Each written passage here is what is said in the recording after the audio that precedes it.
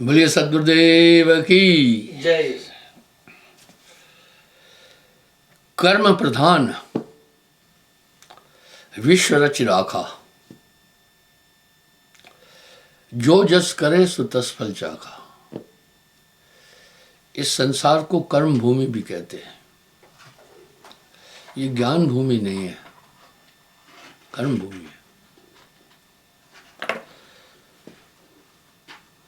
इसको मृत्युलोक भी कहते हैं, इसे मातलोक भी कहते हैं। आइए देखें कर्म क्या है। हमारी आत्मा से कर्म का क्या संबंध है। मनुष्य दो प्रकार के कर्म करता है, शुभ अशुभ। कर्म की गति झीनी राई, पुण्य करत पाप बन जाई। कर्म की गति झीनी राई, पुण्य करत पाप बन जाई। मनुष्य क्या कर्म कर रहा है, ये कर्म लोक है, स्वर्ग आदि भोग लोक है। केवल इस धरती पर कर्म होता है। हम कर्म को समझे। आत्मा से कर्म का क्या संबंध है। आत्मा का कर्म से कोई संबंध नहीं है। आत्मा की व्याख्या बड़ी सुंदर है।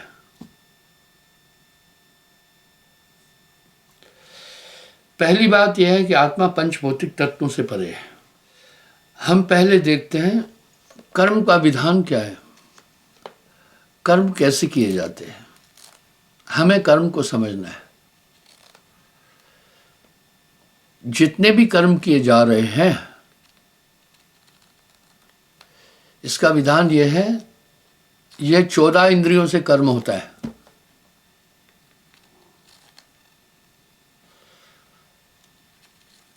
पहला 5 कर्म इंद्रियां,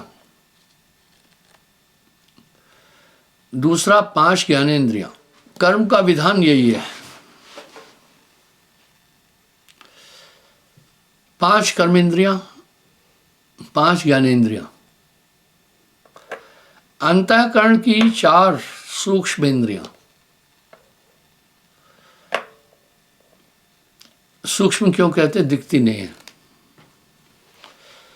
कर्म इन 14 इंद्रियों से होता है। देखते हैं कि मनुष्य कर्म कौन सा कर रहा है। मनुष्य नहीं, सभी जीव। पहला, हमारी कर्मेंद्रियां क्या कर रही है। कर्मेंद्रियां क्या है। कर्मेंद्रियां 5 हैं। पैर, मूलाधार चक्र, गुदा, शिशन इंद्री, मुख और हाथ। ये 5 कर्मेंद्रियां कहलाती है।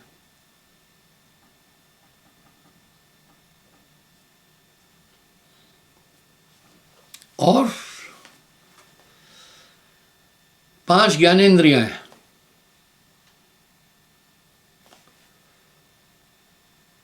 पहला, आंखें।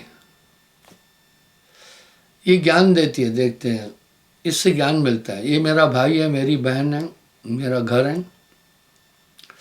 ये सब चीज़ों का बोध आंखें दिलाती है। दूसरा, कान। देखिए, वाणी का बड़ा महत्व है। ये वाणी सभी जीव बोलते हैं।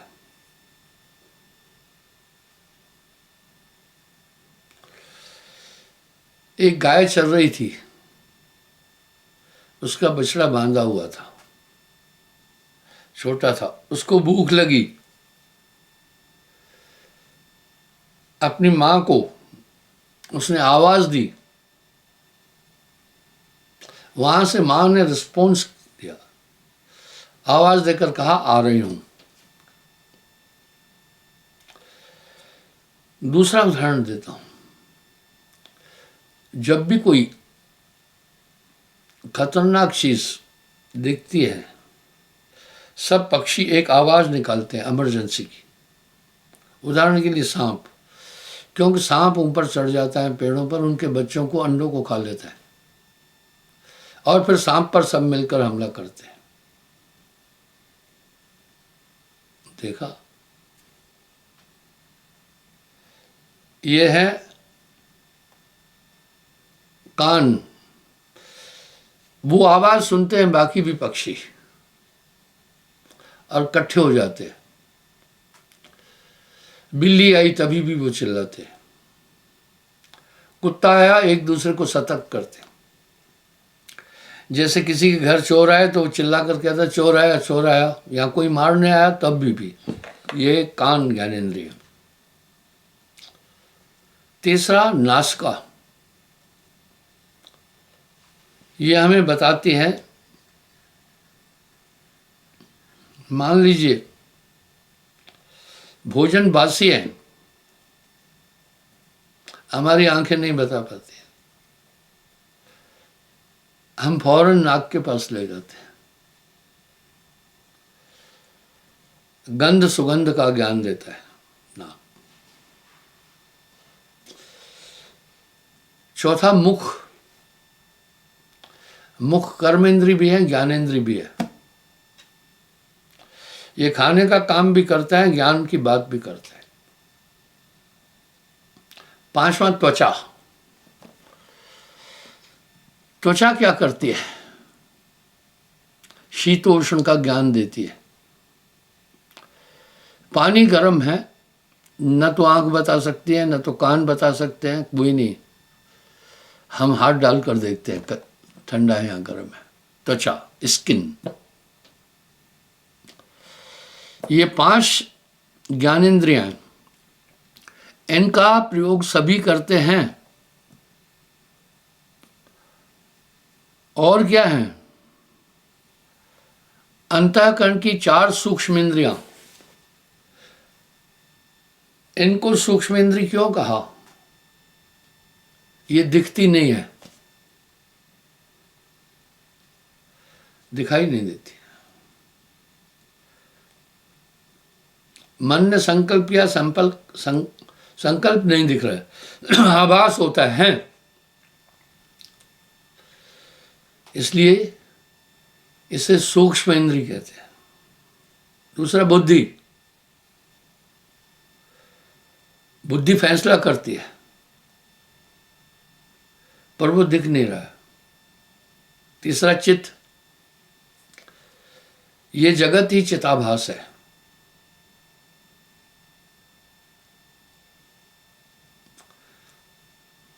मन, बुद्धि, चित्त, अहंकार, मन के 4 रूप है। जब ये संकल्प करता है इसको मन कहते हैं, जब ये निश्चय करता है इसको बुद्धि कहते हैं, जब ये याद करता है इसको चित्त कहते हैं, जब ये क्रिया करता है इसे अहंकार कहते हैं। क्रिया कैसे? मैं उठ रहा हूँ, मैं जा रहा हूँ, मैं आ रहा हूँ, मैं खा रहा हूँ, ये सब क्रियाएं हैं, ये अहंकार है। मैं हूँ, ये अहंकार है। ये 14 इंद्रियां हैं। कर्म करने का विधान इन 14 इंद्रियों से है।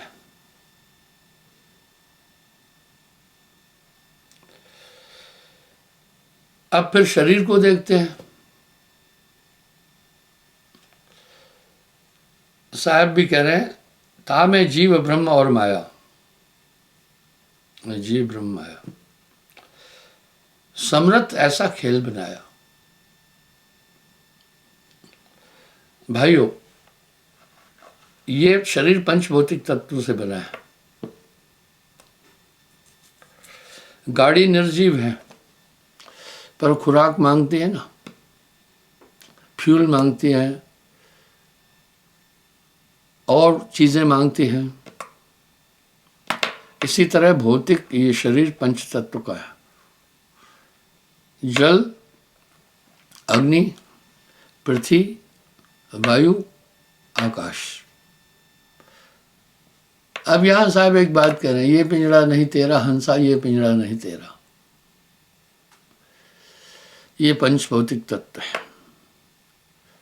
अब इनकी अलग अलग नेचर है, इसमें आत्मा है। जल की, पृथ्वी की 5 वृत्तियां हैं भाई। ये एक गाड़ी है समझिए, शरीर, हार्ड, मांस, त्वचा, रोम, नाखून, 5 तत्व का पूतरा मानुष इसका नाम।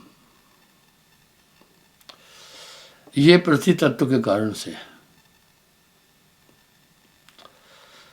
जल तत्व से रक्त, पसीना, थूक, मूत्र और बीज।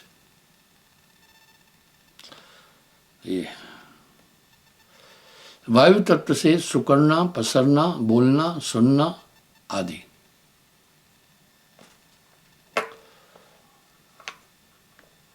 शब्द, रूप, रस, गंध, स्पर्श आदि आकाश तत्व से काम, क्रोध, लोभ, मोह, अहंकार भी। ये हर एक इंसान के अंदर हैं। थोड़े दिन पहले मैंने प्रवचन में एक बात कही थी कि हम सब आत्म रूप से एक हैं। सिर्फ आत्म रूप से एक नहीं है, हम सब मानसिक रूप से भी एक हैं, हम सब शारीरिक रूप से भी एक हैं। सभी जीव जैसे भांडे हैं भाई, मिट्टी का भांडा है, प्रजापति ने सुराही बना दी, दिया बना दिया, मूर्ति बना दी, कुंडा बना दिया, माटी माटी एक, जैसे सुनार है, उसी सोने से गहने बनाता है, हंसली बनाया, कंगन बनाया, फलाना, नथनी, तमाम सोना एक। इसी प्रकार ये पूरे शरीर की वृत्तियां हैं। जब गाड़ी चलेगी तो फ्यूल चाहिए या नहीं, मेंटेनेंस चाहिए कि नहीं। इसलिए अब शरीर की वृत्ति है आहार, भूख, प्यास, आलस्य, निद्रा, अग्नि तत्व, भूख लगती है। आदमी फिर उदर को भरने के लिए कर्म करता है। क्या? पृथ्वी तत्व से उत्पन्न वस्तुओं को शरीर को मेंटेन करने के लिए खाता पीता है। अब वाह, अब कर्म में फंसा, इसमें आत्मा है। ये खेला बहुत बारीक है। आत्मा क्यों नहीं दिख रही है? हम आत्मा को देखने के लिए जिन चीजों का प्रयोग कर रहे हैं वो नहीं देख सकते। स्वाद सिर्फ हम जिह्वा से अनुभव कर सकते हैं, दृश्य केवल आंखों से, शब्द का बोध केवल कानों से, खुशबू और बदबू का बोध केवल नासिका से। इसी प्रकार हम सब बाहर चर्म दृष्टि हो गई, बाहरी जगत देख रहे हैं इंद्रियों के कारण, माया के कारण। ये काया माया एक ही जानो, झूठा सकल पसारा मानो। इसमें मन करता यह देह समाना। यहां साहब पुष्टि कर रहे, या तन में और रहे न कोई।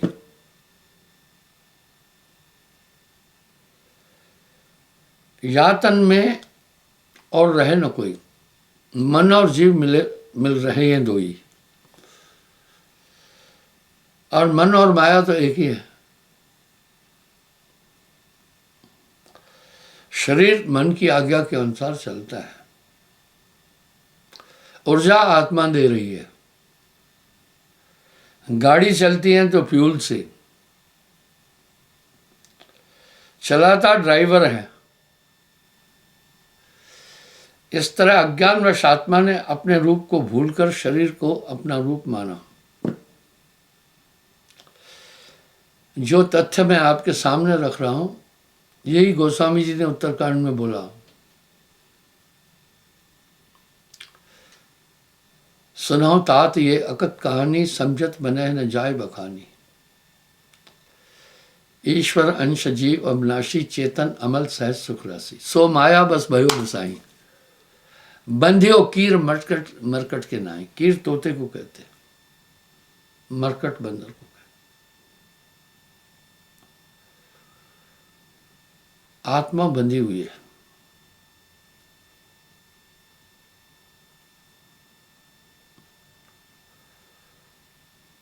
आत्मा बुरी तरह बंधी हुई है, इसको कोई बांध नहीं सकता। पर बंधी कैसे है? माया और मन ने बांधा। कहने सुनने के लिए हम सब कह रहे हैं, भैया क्या बताएं, मन और माया में उलझे हुए हैं। केवल इतना कह रहे हैं, आगे सोच ही नहीं रहे हैं। आगे कोई हम बात नहीं सोच रहे हैं, केवल इतना कह रहे हैं, मन माया में बंधे हैं। और आगे क्या कह रहे हैं? मन माया तो एक है, दूजा सभी विकार। जो मन का शरीर जो डिमांड करेगा माया, मन वही करेगा। मन को आत्मा से कुछ लेना देना नहीं, न तो तन को आत्मा से कुछ लेना देना नहीं है। वाह, ये कैसा खेला है।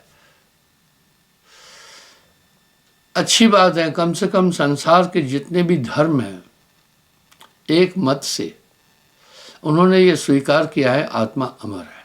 ये प्रेरणा भी ऋग्वेद से मिली है सबको। निष्पक्ष होकर के अगर आप सोचेंगे, इस प्रेरणा का स्रोत भी ऋग्वेद है। इस तरह आत्मा इसमें लेबर का काम कर रही है। ये जीवात्मा क्या कर रही है? अनिश्चित कार्य कर रही है। जो मन कहे आत्मा वही काम कर रही है।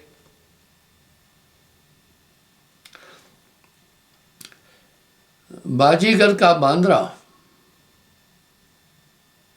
ऐसा जीवन साथ,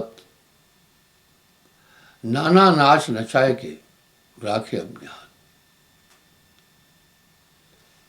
जैसे नट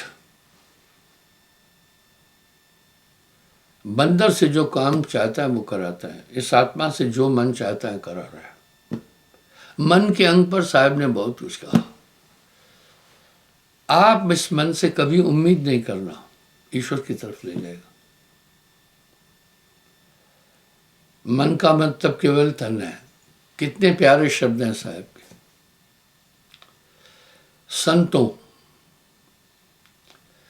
संतो तन खोजे मन पाया। तन ही मन है, इंद्री मन है। हजारों जगह कह दिया। मनई स्वरूपी देव निरंजन, तोहे राख भरमाई। हे हंसा तू अमर लोक का पड़ा काल बसाई।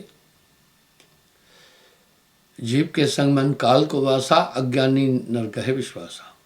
मन ही आए काल कराला, जीव हिंसाए करे बेहाला। मन स्वरूपी देव निरंजन, तोहे राख भरमाई। वाह, साहब ने कहीं मीन में छोड़ा नहीं है। इसलिए ये सब है मन के तमाशा। एक दो नहीं, दुनिया के जितने भी लोग हैं उनकी वृत्ति रवायत देखना, केवल शरीर के लिए जीते। आत्मा को भुला दिया है, आत्मा अपने को शरीर मान रही है। क्या बात है गोस्वामी जी की। जड़ चेतन है ग्रंथ पड़ गई, यद्यपि मिथ्या छूटत कृष्ण नहीं।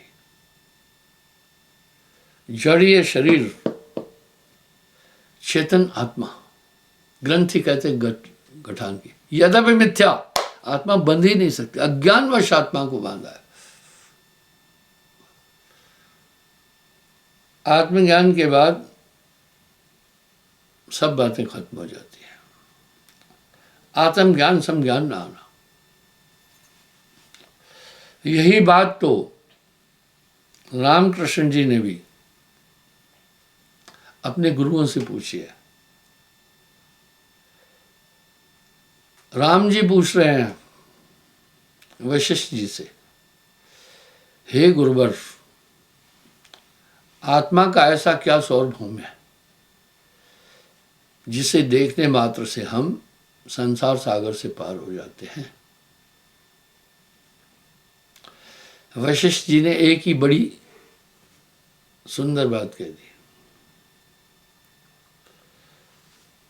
बोला, हे राम, आत्मज्ञान के बाद संसार का अस्तित्व खत्म हो जाता है, मन और माया खत्म हो जाते हैं और संसार के पदार्थों की आसक्ति एकदम खत्म हो जाती है, अपने रूप को जान जाता है।